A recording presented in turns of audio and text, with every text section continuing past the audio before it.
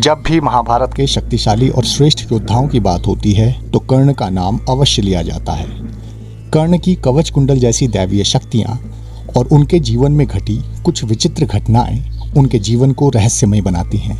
सूर्यपुत्र कर्ण, दानवीर कर्ण, महारथी कर्ण, सर्वश्रेष्ठ धनुर्धर कर्ण और न जाने किन किन विशेषताओं से जाने जाने वाले कर्ण का दुर्भाग्य ने उनके जीवन के अंत तक साथ नहीं छोड़ा।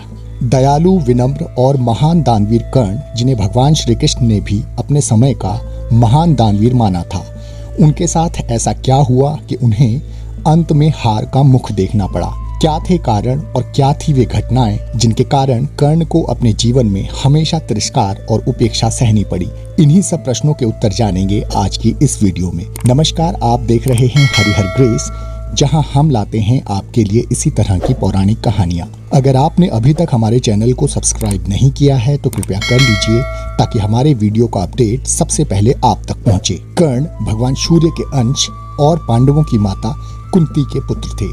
जब कुंती अविवाहित थीं, तब उनके घर एक दिन ऋषि दुर्वासा पधारे। कुंती ने अपनी सेवा से ऋषि दुर्वासा को प्रसन्न किया। कुंती की सेवा और आतिथ्य भाव से प्रसन्न होकर दुर्वासा ने उन्हें आशीर्वाद स्वरूप एक मंत्र दिया, जिसकी मदद से वे किसी भी देवता को अपने समक्ष बुला सकती थीं और अपनी मनोकामना पूर्ण कर सकती थीं। एक दिन कुंती ने ऋषि दुर्वासा के मंत्र की शक्ति का परीक्षण करने के लिए सूर्यदेव का आवाहन किया। सूर्यदेव ने पूछा, हे देवी, मुझे बताओ, मैं तुम्हारी कौन सी अभिलाषा पूर्ण करूं? कुंती बोली, सूर्यदेव, मैंने तो आपको ऋषि दुर्वासा के मंत्र की सत्यता जांचने के लिए स्मरण किया था, आप मुझे क्षमा कीजिए। सूर्यदेव बोले, मेरा आना व्यर्थ नहीं जा सकता, मैं तुम्हें अत्यंत पराक्रमी और दानशील पुत्र प्रदान करता हूँ। इस प्रकार वचन कहकर सूर्यदेव वहाँ से अंतर्धान हो गए। कुंती का यही पुत्र आगे चलकर कर्ण हुआ। अविवाहित कुंती ने लोक लज्जा के भय से कर्ण को एक टोकरी में रखकर नदी में प्रवाहित कर दिया, जिसे बाद में धृतराष्ट्र के सारथी अधिरथ ने गंगा से प्राप्त कर उसका लालन पालन किया। क्षत्रिय वंश में उत्पन्न होने के बाद भी कर्ण को अपना जीवन निर्धनता में व्यतीत करना पड़ा। इस प्रकार दुर्भाग्य जन्म से पूर्व ही कर्ण के साथ जुड़ चुका था। महाभारत के शांति पर्व के अनुसार कर्ण को ऋषि परशुराम का श्राप भी प्राप्त हुआ था। कर्ण जन्म से क्षत्रिय थे, किंतु उनका लालन पालन एक रथ चालक अधिरथ और राधा के घर हुआ था। इसीलिए गुरु द्रोण ने कर्ण को शिक्षा देने से मना कर दिया। किंतु कर्ण को तो महान धनुर्धर बनना था, इसलिए उन्होंने उस समय के महान शिक्षक परशुराम के पास जाने का निर्णय किया। किंतु परशुराम सिर्फ ब्राह्मणों को ही शिक्षा प्रदान करते थे, इसीलिए वे एक ब्राह्मण का वेश धारण कर गुरु परशुराम के पास पहुंचे। सत्यता से अनभिज्ञ गुरु परशुराम ने कर्ण को शस्त्र विद्या का वह सब ज्ञान दिया जिसे कर्ण प्राप्त करना चाहता था। तीक्ष्ण बुद्धि, प्रेम और इंद्रिय संयमी होने के कारण कर्ण शीघ्र ही परशुराम के सबसे प्रिय शिष्य बन गए। गुरु सेवा से संतुष्ट जमदग्नि नंदन परशुराम ने कर्ण को विभिन्न अस्त्र शस्त्रों के प्रयोग की विधि सिखाई। उन्होंने उसे ब्रह्मास्त्र का ज्ञान भी दिया। एक दिन जंगल में अभ्यास करते समय थकान, उपवास और वृद्धावस्था के कारण परशुराम कर्ण की गोद में सिर रखकर सो गए। तभी वहां एक रक्त चूसने वाला कीड़ा आया और कर्ण की जांघ पर काटने लगा। कर्ण को भयंकर पीड़ा होने लगी, किंतु गुरु की निंद्रा में व्यवधान उत्पन्न न हो यह सोचकर वे चुपचाप पीड़ा को सहन करते रहे। जब कर्ण के शरीर से रक्त की धारा परशुराम के शरीर तक पहुंची तो उनकी निंद्रा खुल गई। उन्होंने देखा कर्ण का शरीर खून से लथपथ है, तो उन्होंने पूछा, यह रक्त कहाँ से बह रहा है कर्ण? तब कर्ण विनम्र भाव से बोला, हे गुरुदेव, आप विश्राम कर रहे थे, उसी क्षण एक रक्त चूषक कीड़े ने मेरी जांघ पर काटा। यदि मैं कीड़े को हटाने का प्रयास करता तो आपकी निंद्रा भंग हो सकती थी। यह देखकर परशुराम क्रोध से भर गए और बोले, सच सच बताओ, कौन हो तुम? इतनी सहन शक्ति सिर्फ एक क्षत्रिय में हो सकती है, तेरा धैर्य तो क्षत्रियों के समान है। तब गुरु भक्त कर्ण उन्हें प्रसन्न करने की चेष्टा से बोला, भार्गव, मैं सूत पुत्र कर्ण हूँ। मैंने अस्त्र विद्या के लोभ में ही ब्राह्मण वेश में आपसे शिक्षा प्राप्त की है, मुझे क्षमा करें।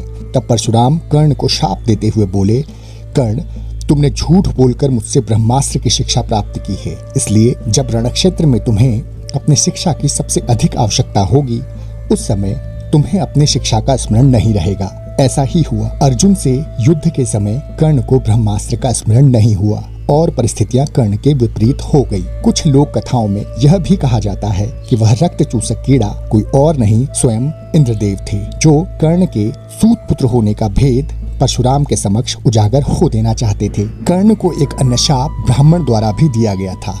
एक बार जब कर्ण वन में नदी के किनारे बाण चलाने का अभ्यास कर रहे थे तो नदी किनारे कीचड़ में फंसी गाय अपने निकलने का प्रयास कर रही थी। कर्ण को लगा कोई हिंसक जानवर गाय को अपना ग्रास बना रहा है। उन्होंने गाय की रक्षा के लिए शब्दभेदी बाण चलाया और दुर्भाग्य से वह उस गाय को जा लगा जो कीचड़ से मुक्त होने का प्रयास कर रही थी और उसी क्षण उसकी मृत्यु हो गई। वह गाय एक ब्राह्मण की थी और ब्राह्मण ने क्रोध में कर्ण को शाप दिया, जिस प्रकार कीचड़ में धसी असहाय गाय पर आपने अपना बाण चलाया है उसी प्रकार आपकी भी मृत्यु होगी। जब पृथ्वी में आपका रथ धंसा होगा आप बिल्कुल असहाय होंगे। आपका ध्यान भी स्वयं को धंसाव से मुक्त करने में लगा होगा। उसी समय आपको भी कोई अपने बाण का लक्ष्य बनाएगा। मित्रों, ऐसा ही हुआ।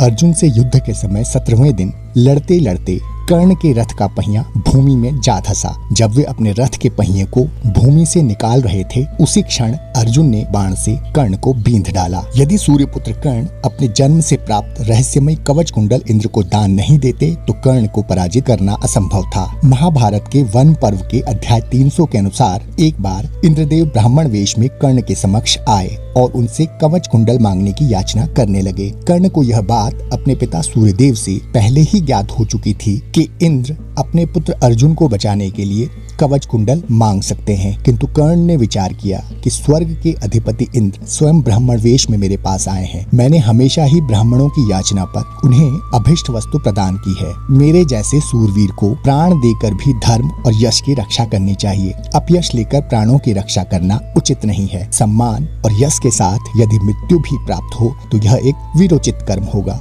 यह सोचकर कर्ण ने अपने कवच कुंडल इंद्र को दान में दे दिए। यदि कवच कुंडल दान में नहीं दिए होते तो कर्ण को महाभारत में पराजित करना असंभव था। इन सभी प्रसंगों से यह बात स्पष्ट होती है कि कर्ण महापराक्रमी, महादानवीर और दयालु, विनम्र होने के बाद भी उनका दुर्भाग्य ने कभी साथ नहीं छोड़ा। लेकिन कर्ण ने वीरता, दया, धर्म का कभी भी साथ नहीं छोड़ा। कर्ण के जीवन से हमें सीख मिलती है कि वीरता के साथ साथ विनम्रता, दया और धैर्य कैसे किसी इंसान को साधारण से महान बना सकती है। ओम हरिहर।